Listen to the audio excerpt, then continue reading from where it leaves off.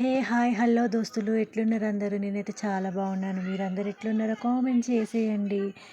ఈరోజు వచ్చేసి హోలీ పండగ. హోలీ రోజు ఈ వీడియో తీసింది నేను. హోలీ అంటేనే మా పాత జ్ఞాపకాలు. మా చిన్నప్పుడు హోలీ పండగ రోజున మూలకు పడేసిన పాత డ్రెస్సులన్నీ తీసి చెక్ చేసుకునేటోళ్ళము. ఏది వేసుకుంటే వేస్ట్ అయిపోతుంది కదా అనేసి మూలకున్న పాత డ్రెస్సులన్నీ తీసి వేసుకునే వాళ్ళము. అప్పుడు ఇంకా మా విలేజ్లో ఒక్కటే ఒక కిరాణా షాప్ ఉండే. ఆ షాప్లో ఉన్న కోడిగుడ్లన్నీ మా నెత్తి మీదనే ఉండేటివి. అవి చూసి మా అమ్మ నాన్నలు చాలా కొట్టి తిట్టేవాళ్ళు. ఇంట్లోకి కూడా రానిచ్చేవాళ్ళు కాదు, స్మెల్ వస్తుంది అనేసి. కాబట్టి మేము హోలీ రోజు అలా ఆడుకుంటూ పాడుకుంటూ బోరున్న వాళ్ళ దగ్గర బావి దగ్గరికి వెళ్ళి అక్కడనే స్నానం చేసి అక్కడున్న బురద మొత్తం మా మీదనే చల్లుకొని స్నానం చేసి వచ్చేవాళ్ళము.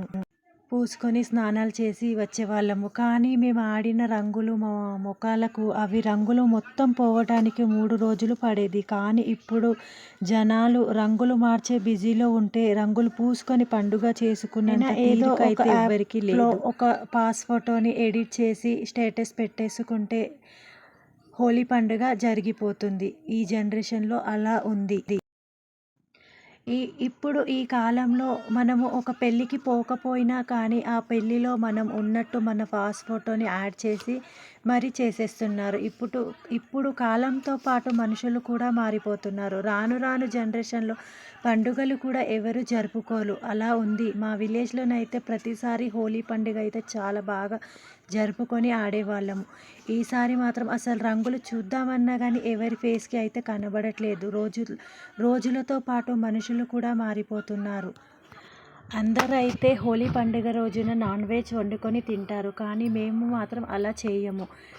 నా పాత second part 1 video, part 2 video చూస్తే మీకు అర్థమైపోతుంది. ఈరోజు మేము పెండతో పూజ చేసేస్తాము కాబట్టి అది చేసిన తర్వాత అసలు మేము ఎవరం నాన్ వెజ్ కూడా తినము. కాబట్టి నేనైతే ఈరోజు ఎర్ర కందిపప్పుతో టమాటాలను వేసి ఈ విధంగా పప్పు వండాను. దీని కాంబినేషన్గా అప్పడాలను వేయించుకొని వేడివేడి అన్నం, వేడివేడి పప్పులో అప్పడాలను వేయించుకొని తింటే అబ్బా టేస్టే వేరే ఉంటుంది.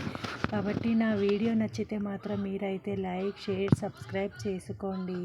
Tata, bye bye.